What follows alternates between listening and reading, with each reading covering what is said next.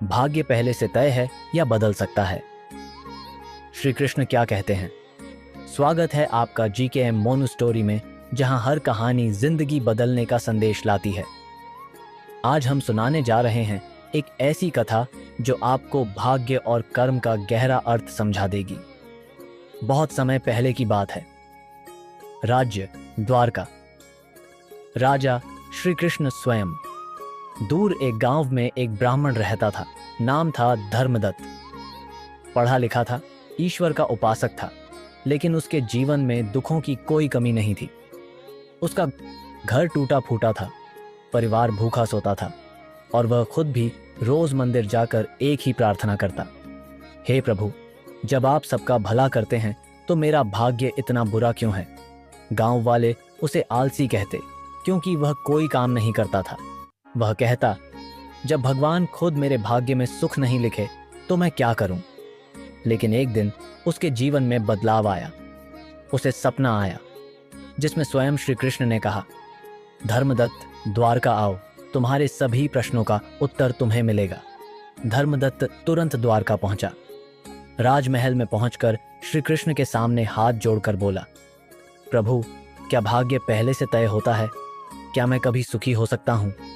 श्री कृष्ण मुस्कुराए। उन्होंने कहा, तुम्हारा भाग्य तुम्हारे कर्मों की छाया है। जैसे बीज से पेड़ निकलता है, वैसे ही कर्म से भाग्य।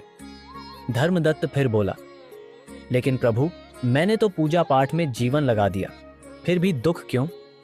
श्री कृष्ण बोले, पूजा करना एक आराधना है, लेकिन कर्म करना जीवन की सच्ची तपस्या है। तुमने आराधना की पर कर्म नहीं किया।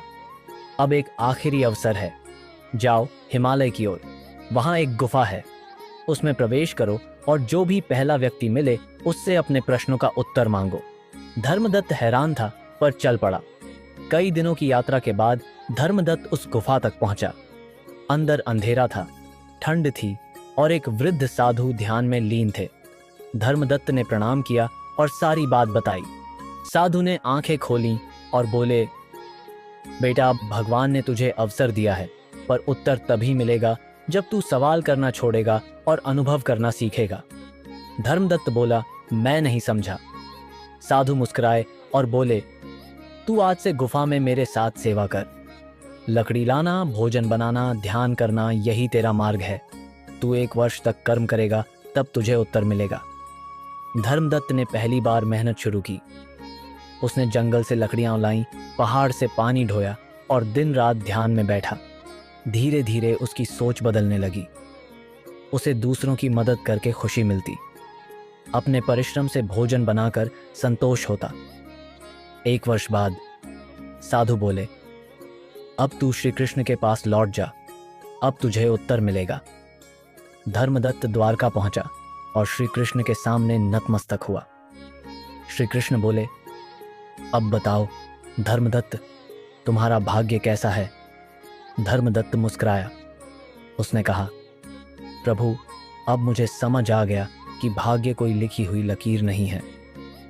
यह तो मेरे कर्मों का प्रतिबिंब है। जब मैंने सेवा की, मेहनत की, तो आत्मा को सुकून मिला। अब दुख नहीं लगता, क्योंकि मैं खुद अपने जीवन का निर्माता हूं। श्री कृष्ण प्रसन्न हुए और बोले, यही ज्ञान है। जो इंसान कर्म करता है, उसके सामने भाग्य भी झुकता है, और जो खाली बैठकर भगवान को कोसता है, वो खुद अपने दुख का कारण बनता है। प्रिय दर्शकों, यह कहानी केवल धर्मदत्त की नहीं, हम सभी की है। हम भी अक्सर अपनी परिस्थितियों को भाग्य कहकर छोड़ देते हैं, लेकिन श्री कृष्ण हमें यही सिखाते हैं कि कर्म ही सच्चा धर्म है। न ही कश्चित क्षणमपि जातु तिष्ठत्य कर्मकृत। कोई भी व्यक्ति एक क्षण भी बिना कर्म किए नहीं रह सकता। आज से ही एक व्रत लीजिए, भाग्य की नहीं, अपने कर्म की चिंता करें, क्योंकि कर्म बदलता है तो भाग्य झुकता है। अगर आपको ये कहानी प्रेरणादायक लगी हो तो वीडियो को लाइक करें, कमेंट में जय श्री कृष्ण लिखें और GKM मोनू स्टोरी को सब्सक्राइब जरूर करें। कल फिर मिलेंगे एक नई कहानी के साथ।